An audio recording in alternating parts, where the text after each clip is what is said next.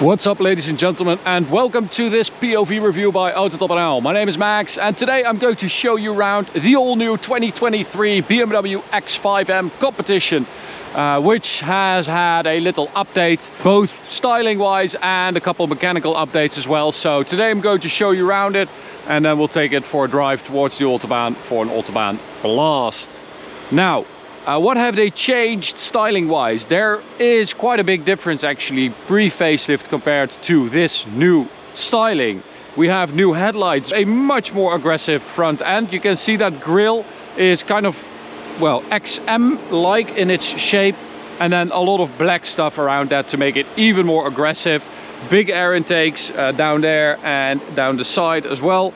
And then wheels and tires.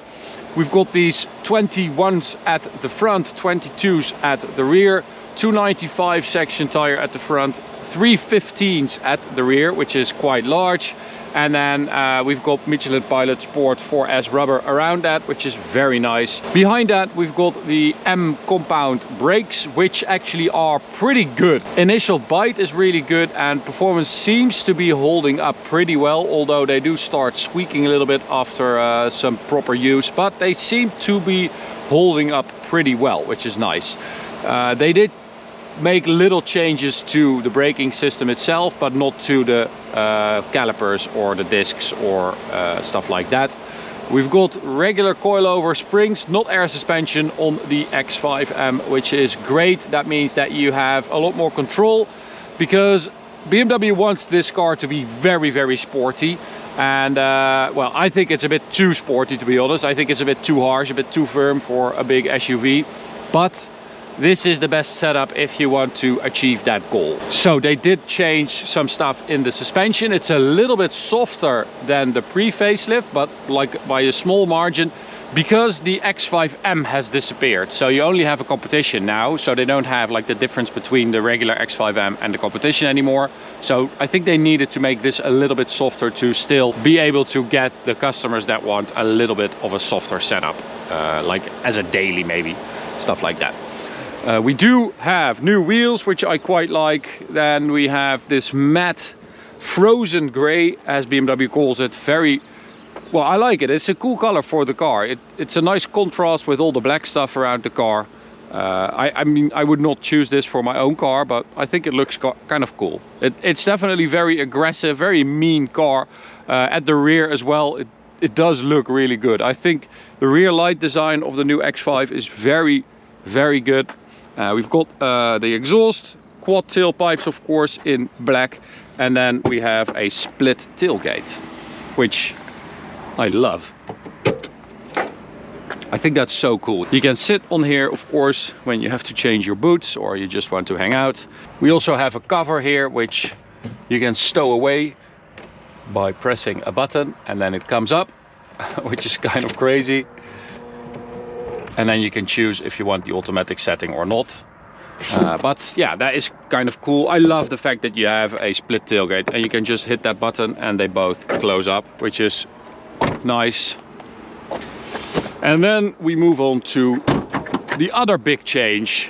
I mean, the styling is quite a big change. I think especially the front, it's a big difference compared to the pre-facelift, but also this is a big change. The mechanical updates for this car, because we no longer have the old S63 engine, we now have the S68, which is the new version of the 4.4 liter V8 bi-turbo engine with mild hybrid support. As you can see, the purple cables running in the rear there. So we have a integrated starter generator 48 volt mild hybrid system that gives you a little bit of a boost as well when you need it. But it has the same power, 625 horsepower, 750 newton meters. Torque available from 1800 RPM, which is kind of crazy. And well, other than that, we've got a new strut brace here. We've got a shear plate underneath. We've got a new fortification around the exhaust as well to make it all even stiffer. We've got new engine mounts, I think. We've got a new crankshaft. We've got The transmission oil system has been upgraded. The transmission mounts have been upgraded. Oh, it finally quiets down. These V8s BMW really, they have to cool them a lot when you stop driving. It takes a while and it's very loud. But anyway, we've also got changes to the internals of the turbos themselves, and we've got changes to the oil sump and the oil pump.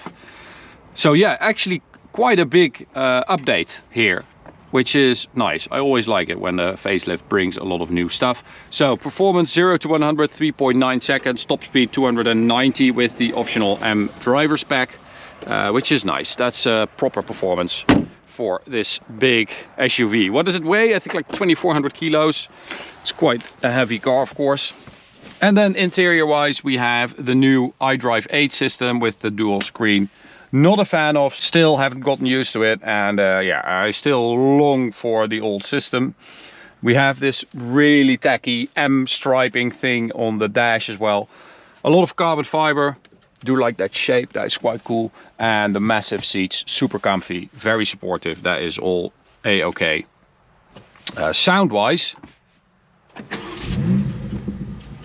there is a big difference when you close the valves. So if I go to M2 mode, which is like the... You have to wait now, which... why do I have to wait for like 3 seconds before I can hit it? So when you hit M2 and there's a traction control off setting in there, it asks you to confirm. So you press it once and then I have to wait to actually confirm that I want it. Used to be just tap it twice. It's very annoying. Anyway, you can actually hear the valve opening and closing, but you can hardly hear a difference in sound levels, and that is because there's a lot of fake sound being pushed through the speakers. So the idle sound you now hear, I don't know if you guys can hear that, it's like boom, boom, boom, boom, boom. It hardly changes, and then if you give it a little bit of throttle,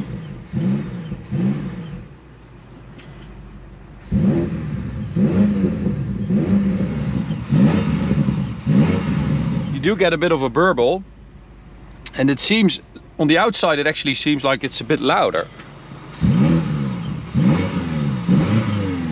but on the inside the fake sound just completely takes over, and I really don't like that. But you'll hear more about that when we take it for a drive.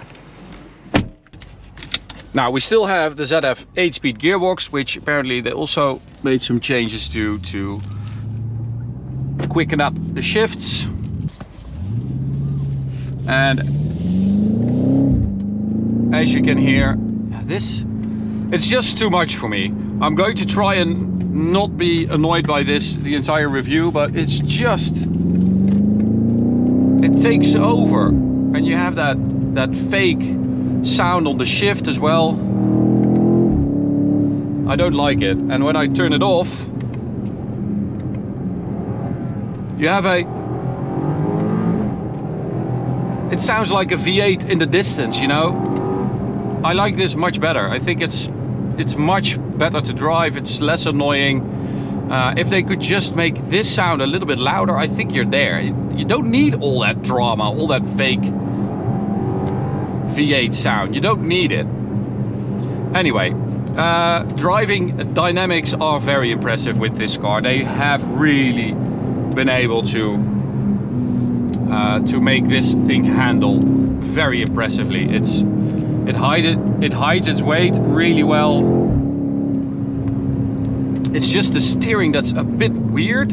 I'm in sport steering right now, and that means that it's kind of light around the center, and then you have like a certain point where it gets heavier, but it's a weird resistance. It doesn't feel very natural, which is a shame.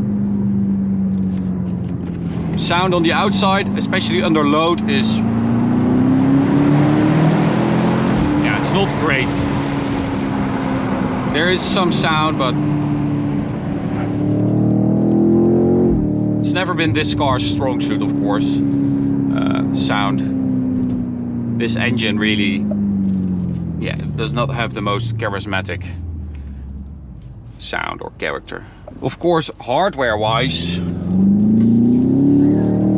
got that proper suspension setup, and you have an active M differential at the rear that also torque vectors. So they really did their best to make this car handle as good as it can and to get the power down. You can actually, you know, push it and slide it if you're in four-wheel drive sport. It's not very natural. It's kind of starts skipping over its tire because it's so heavy and high up, of course. But you can do it, and yeah. It is a testament to how well BMW sets up these SUVs.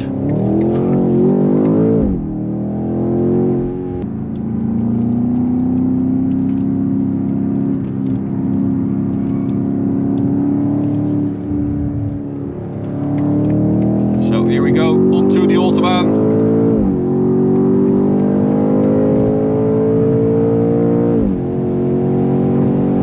And again, you know, that fake sound is super loud. Oh! Listen to that difference! That is so stupid! Oh my god! I feel like modern BMW M marketing is aimed at like 11-year-olds. Oh, that is hilariously idiotic, I think. So 100 to 200 performance, we also measured that, of course, and we did 9.33, which is exactly as fast as a BMW XM, but it is 0.2 slower than the pre-facelift X5M competition we tested. I'm just going to turn it off. Oh, this is so nice. This is what I want in a fast SUV, you know, cruising continents. Well, it is very quiet. They also installed some new catalytic converters in this exhaust. I'm not sure with what goal. It's probably to make it even more quiet than it already was, because yeah, there's no sound coming from this exhaust now.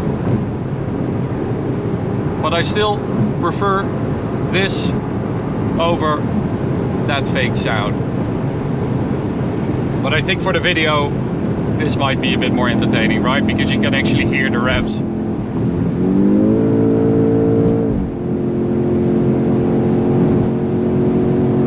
You do need a bit of space to get that 290 top speed, but it will do it.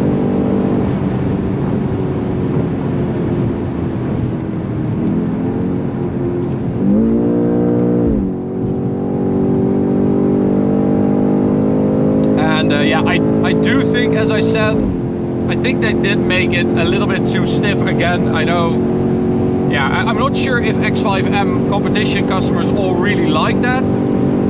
But for me, when I drive this car, like on a daily basis, with a lot of variety in surfaces and roads and speed bumps and, you know, everything combined, I always feel like they're a bit too harsh, a bit too stiff. A bit jiggly, and they throw you around a bit, which is not the case with an X5M60i, which is, you know, the new M performance version of this engine, so the one that sits below. I think that car has a much better balance for daily driving. The power is, you know, more than enough, but it combines that with a much more comfortable suspension setup, and it also sounds better. So yeah, I think for daily driving, the M60i again is the one to have. But if you want to extract that last bit of performance from your X5, yeah. Or if you just want the biggest and baddest and fastest version, then, you know, get an X5M. But on a daily basis, I don't actually think you need it.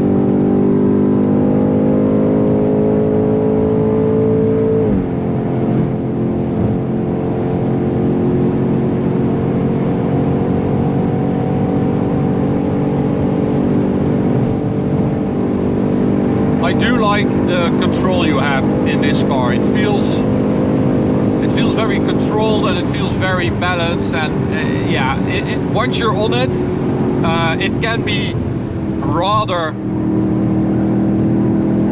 enjoyable to drive, and quite a cool experience to throw around this car and see what it can do. And in terms of facelifts, you know, and as far as facelifts go, this is a pretty good one. It is a pretty hefty one. So there you have it, facelifted X5M competition. We are at the border, so fun is over. Hope you enjoyed this video. You can subscribe by clicking the big button in the middle. You can also check out this video or this playlist. See you at the next one. Bye.